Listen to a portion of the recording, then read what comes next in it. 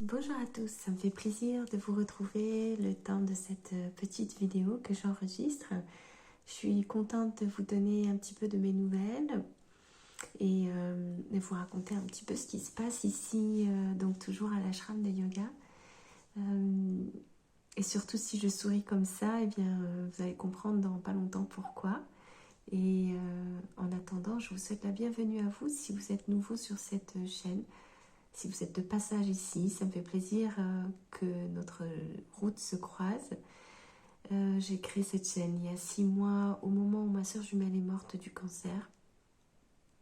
Et je raconte au jour le jour, au quotidien, un peu comment est-ce que je fais pour survivre à ce drame et qu'est-ce que je fais de ma vie maintenant, comment j'arrive à survivre.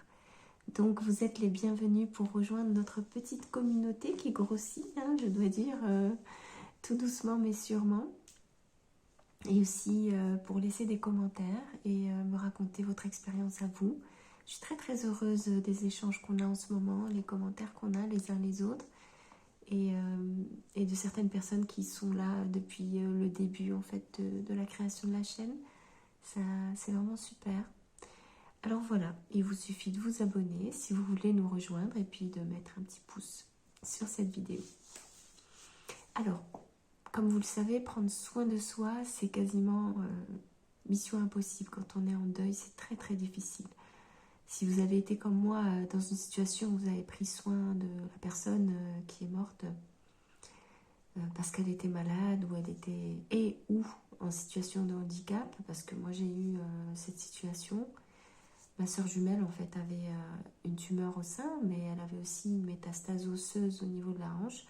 Donc son bassin a commencé à se fragiliser et progressivement, elle n'a plus été capable vraiment de soulever des charges, de marcher facilement et petit à petit, elle s'est retrouvée coincée sur une chaise roulante et ou à marcher avec des béquilles et ensuite complètement alitée. La dernière année de sa vie est restée alitée sur son lit.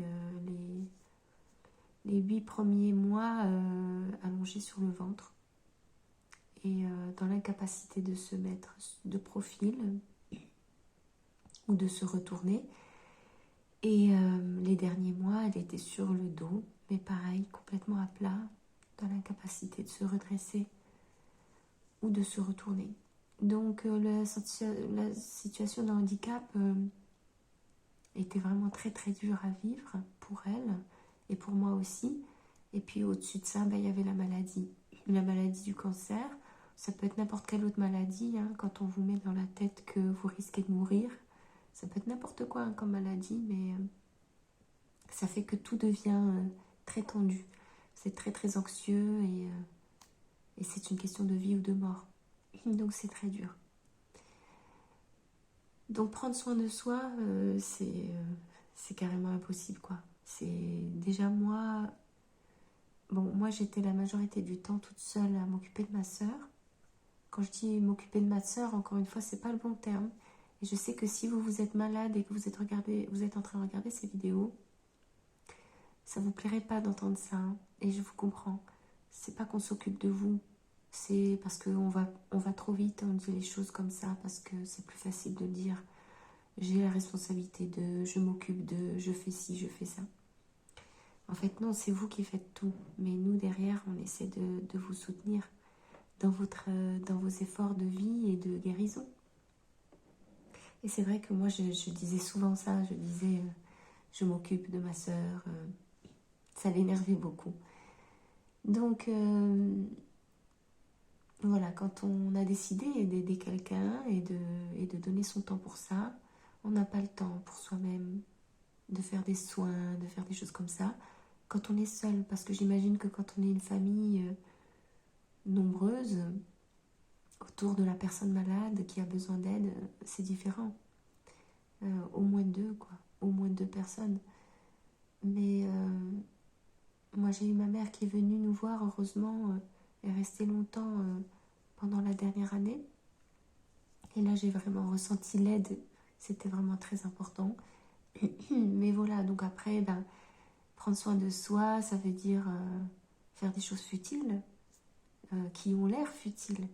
Et moi, c'était complètement débile. Hein. C'est pour moi, quand il y a quelqu'un qui risque sa vie et sa mort,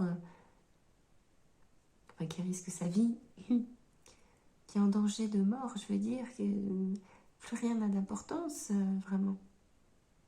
Ce qui compte, c'est elle. Qu'elle puisse encore passer une journée, qu'elle puisse sourire encore une fois, qu'elle puisse avoir ce dont elle a besoin. Alors là, évidemment, quand vous m'écoutez, vous vous dites, oh là là, qu'est-ce qu'elle est sympa. Oh, qu'est-ce qu'elle a eu comme chance, sa soeur jumelle, d'avoir une fille comme ça, s'occuper d'elle. S'occuper, je le dis encore. Hein. Mais c'est pas ça du tout. Hein. Je suis pas la personne que j'ai l'air de décrire. Je suis pas ça, en fait. J'étais tout le temps fatiguée, j'étais tout le temps irritée, j'étais tout le temps pressée. Très directive, rien à voir avec ce que vous voyez là. Hein. J'étais fatiguée. En fait, j'étais exténuée. Donc,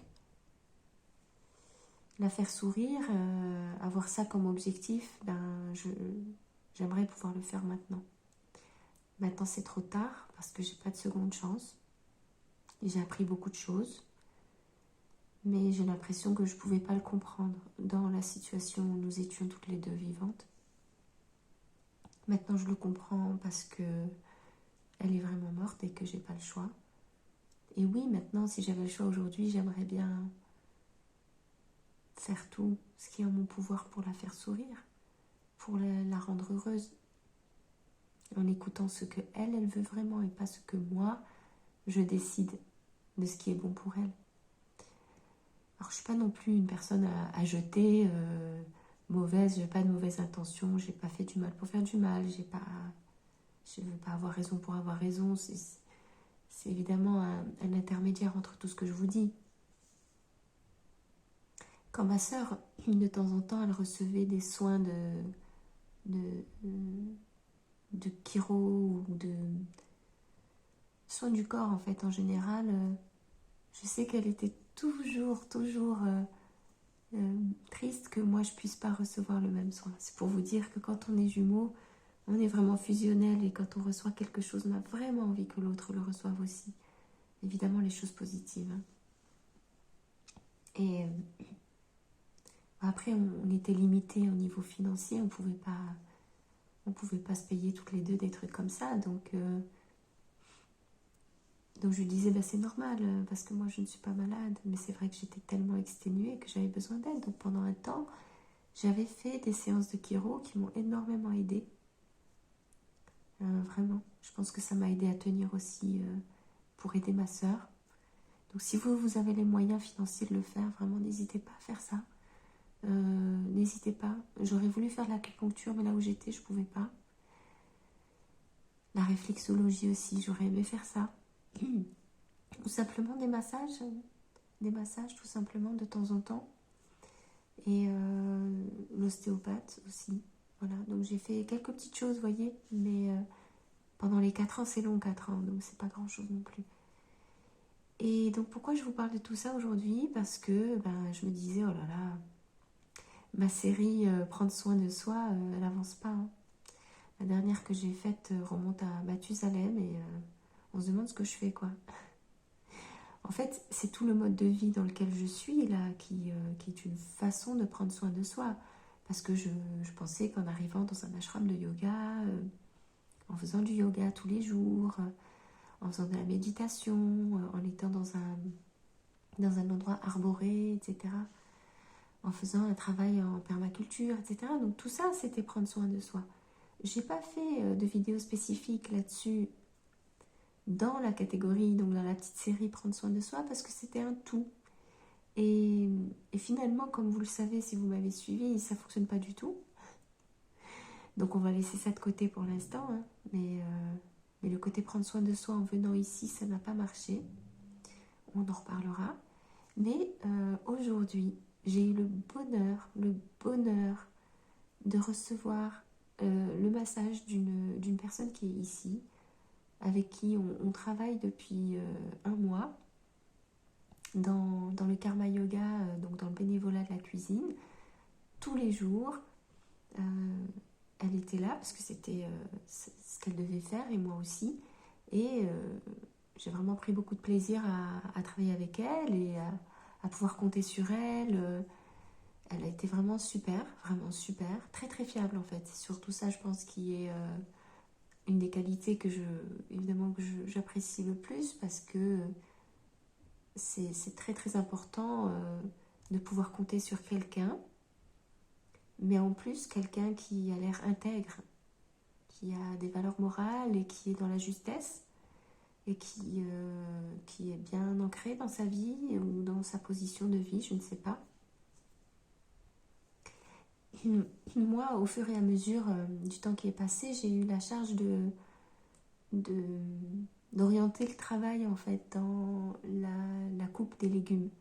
Donc c'était ça en fait, c'est ça d'ailleurs tous les jours mon karma yoga en cuisine, c'est d'orienter toutes les personnes qui viennent nous aider pendant 1 heure, d'orienter le travail, de guider en fait la coupe des légumes et d'assister en fait les 2 cuisiniers, d'assister dans comment diriger, comment orienter la coupe des légumes. Après tout le reste je le fais pas, la cuisson etc.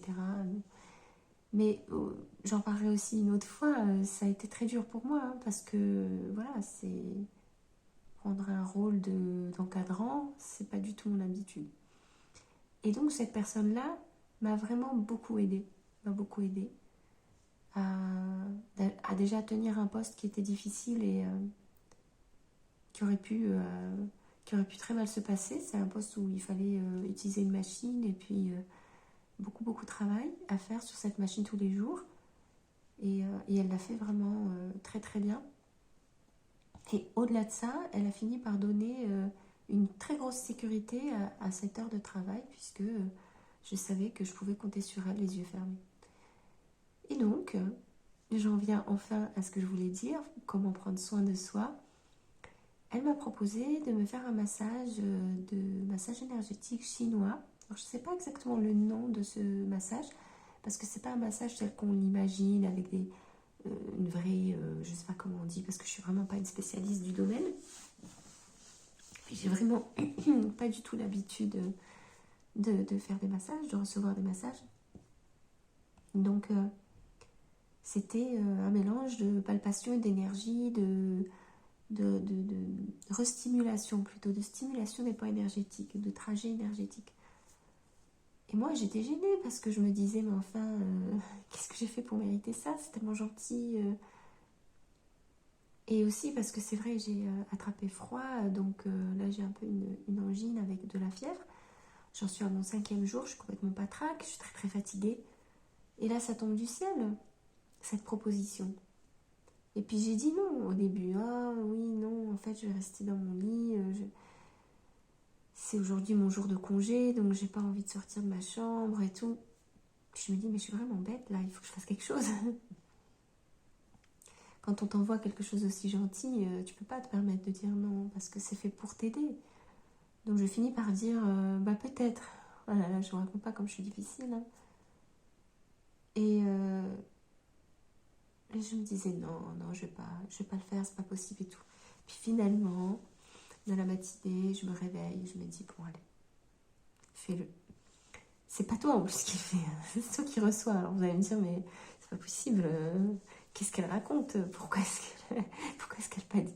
Elle dit pas oui tout simplement. Ben, je dis pas oui tout simplement parce que j'ai peur de l'inconnu, parce que je suis pas à l'aise forcément, j'ai pas l'habitude, que ça fait bizarre et puis j'ai pas l'habitude peut-être de recevoir.